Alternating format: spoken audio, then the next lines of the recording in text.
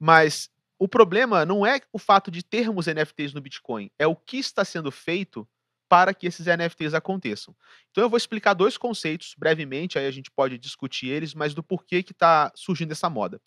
O primeiro conceito é o conceito de ordinais. Ordinal, cara, parece complicado, né, pô, casta ordinal, que parada matemática, né, sei lá, a pessoa já não gosta de matemática, você ia falar de ordinais, mas ordinal é uma parada simples. Ordinal é um grande acordo de cavalheiros. É como se nós todos aqui nessa mesa, a gente bolasse um plano, sei lá, para contabilizar as tirinhas que tem na madeira da mesa. E a gente fala, ó, aquela tirinha é a 1, essa aqui é a 2, essa aqui é a 3, essa aqui é a 4. E se nós concordarmos que essas tirinhas da madeira têm o seu número, então a gente vai poder fazer o quê? Identificar unicamente essas tirinhas. Aí talvez uma tirinha que está exatamente no meio, fala, pô, a tirinha do meio, sinistra, né, cara? E a tirinha que tá no começo, a primeira tirinha, pô, a primeira tirinha é fantástica, brother. Então, quando a gente chega no Bitcoin, o que que os caras fizeram? Identificaram unicamente cada um dos satoshis do Bitcoin. Para quem não sabe o que é um satoshi, né, é a menor divisão possível de um Bitcoin, como se fosse tipo o centavo do centavo do centavo do centavo de um Bitcoin. Um Bitcoin tem 100 milhões de satoshis. Então, se a gente tem 21 milhões de bitcoins no máximo, 21 milhões vezes 100 milhões, 2 quatrilhões e 100 trilhões de satoshis, ou 2 quatrilhões e 100 trilhões de identificadores únicos na rede do Bitcoin. E aí vai começar a brincadeira. Pô, e se o Satoshi foi o primeiro Satoshi do bloco? E se o Satoshi foi o primeiro Satoshi depois de um halving? E se o Satoshi é o primeiro Satoshi do primeiro bloco, da primeira transação do bloco Gênesis? Então os satoshis estão sendo classificados agora. Tem satoshi comum, satoshi incomum, satoshi raro, satoshi lendário, satoshi épico e satoshi mítico, mano.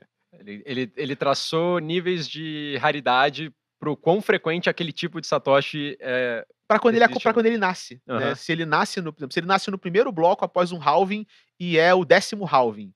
Aí são, sabe, você faz brincadeiras numéricas, que nem você ficar conjunção de Saturno com Júpiter, pô, tô no retrógrado de Mercúrio, sabe? Por Pô, estatística. cara, ele acabou de criar muito valor pra mim, assim. Porra, se fosse o primeiro Satoshi do primeiro bloco. Esse negócio deve Não, valer é que uma aí você Então pode. será que fortuna, esse cara. satoshi vale um Bitcoin inteiro? Aí alguém pode pagar um Bitcoin para comprar um satoshi? Casta, eu vou ser sincero, vale muito mais que um Do que um Bitcoin. Bitcoin, eu tenho cara. Não, mas certeza, aí, cara. aí a gente começa a entrar já na discussão. Tipo, não, ele vale um Satoshi ou o que alguma outra pessoa está disposta a pagar por ele. Só que se alguém que não está usando enfim, a alegoria que eu usei para entender os ordinais foi de colocar um óculos de ordinais. Tipo, ó, eu quero enxergar a rede Bitcoin pela lente ordinal. Se eu não quiser ver desse jeito, eu não preciso usar. O Satoshi continua sendo um Satoshi e paciência, eu não preciso me importar se é um Satoshi raro ou não, se eu não quiser me importar com isso.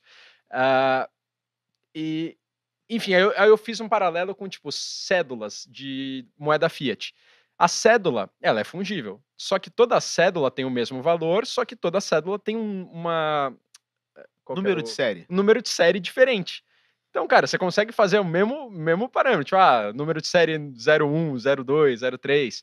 Não, mas não vai ser assim se as pessoas realmente agregarem um valor muito grande ao negócio. E aí eu acho que vai até adicionar um problema, assim, porque você vai ter certas partes da circulação do Bitcoin que vão valer pra caramba, porque alguém vai dar valor pra caramba pra aquele negócio.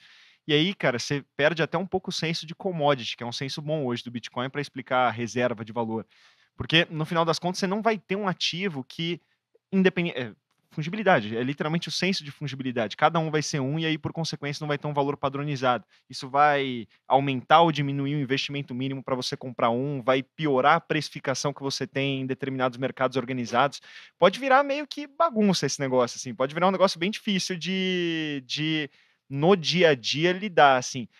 Isso aí vai ser meio que um exercício de futurologia que a gente pode eventualmente traçar ou não. Mas, cara, se cada unidade que antes era igual agora deixa de ser igual e as pessoas dão valores diferentes àquilo, como é que você padroniza esse negócio numa exchange que antes negociava tudo como sendo igual e agora os valores daquilo são diferentes? Vai começar uma arbitragem bizarra, vai ser muito louco É, esse negócio. você precisa de uma carteira que seja capaz de manipular satoshis individualmente. Isso não existe. Não é algo. Só um full node do Bitcoin, Hum. o próprio node, ele consegue manipular satoshis individualmente, mas a gente não consegue. Então tem que ter uma outra infraestrutura para que uma sardinha possa especular em cima dos seus satoshis individuais. E até imagina que você, por acaso, um dia comprou Bitcoin on-chain e, por acaso, um dos satoshis que foi parar na sua carteira é um É. satoshi lendário. Aí você fica rico porque você guardava Bitcoin numa carteira nativa e não sabia que o teu satoshi lá era épico, era raro, lendário, mano. A questão do manipular satoshis, só até para ilustrar um pouco mais, é assim, se você recebe uma quantidade de bitcoins e depois você quer repassar essa quantidade para pagar qualquer coisa que seja, você não escolhe qual satoshi vai compor aquela quantia que você está enviando, né?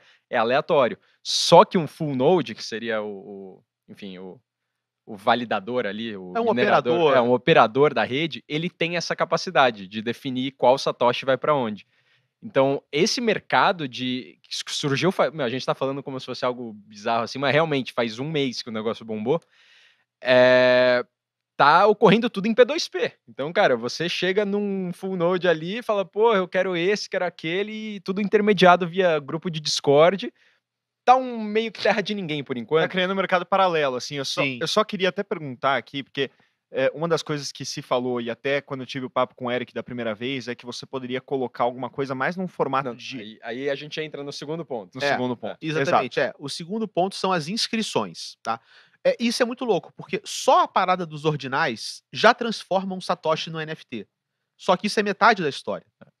A outra metade é a seguinte, os caras acharam um jeito de inserir na rede do Bitcoin conteúdos genéricos, dados genéricos, como vídeos, áudios, imagens, PDFs, que seja.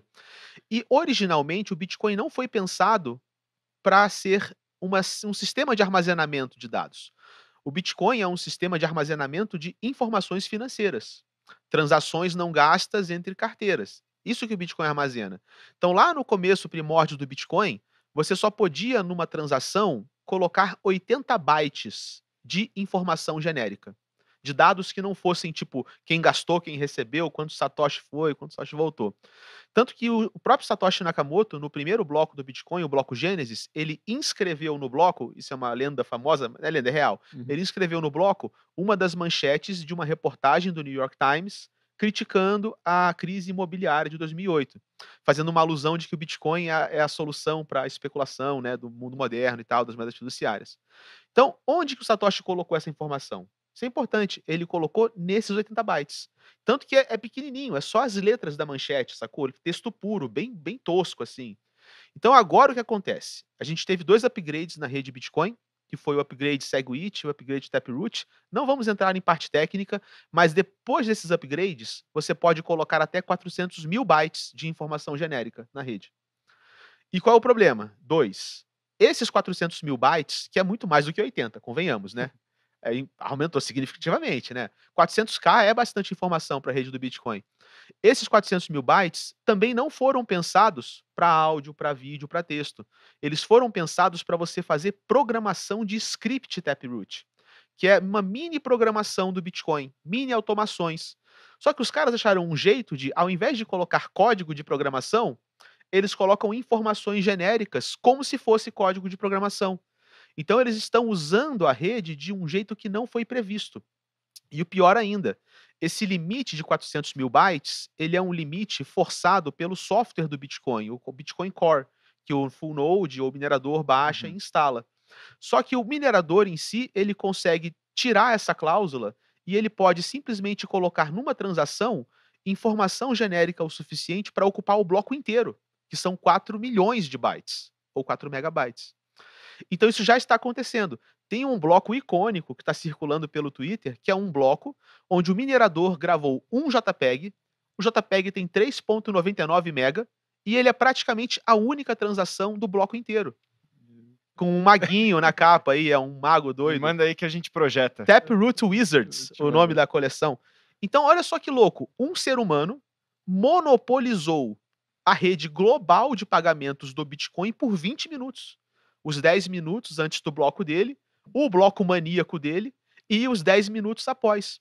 Então a gente empurrou para algum lugar no futuro centenas ou milhares de transações financeiras que estavam querendo ser publicadas na rede do Bitcoin. Por conta do espaço que não coube essas transações, porque você usou para vincular alguma outra coisa ali dentro. Isso, e não só essa transação extrapola o caso de uso, porque ela deveria ser código, não deveria ser em JPEG, e ainda ela ultrapassa o limite dos 400 mil bytes e vai para 4 milhões de bytes. E aí sabe o que acontece? Essa transação de 4 megabytes, sabe quanto é que ela pagou de taxa? 0. 0. Ela não pagou taxa nenhuma.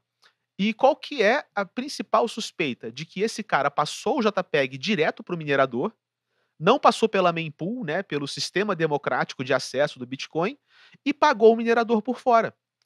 Então a gente está vendo possivelmente o surgimento de um mercado negro de venda de espaço em bloco, onde o minerador cobra por fora para passar a sua transação na frente e colocar ela dentro do bloco do Bitcoin com qualquer tamanho que seja, até o tamanho máximo, que é 4 megabytes do bloco total. E essa cara foi a cara que eu fiz quando eu entendi isso, olhando para a tela do meu computador.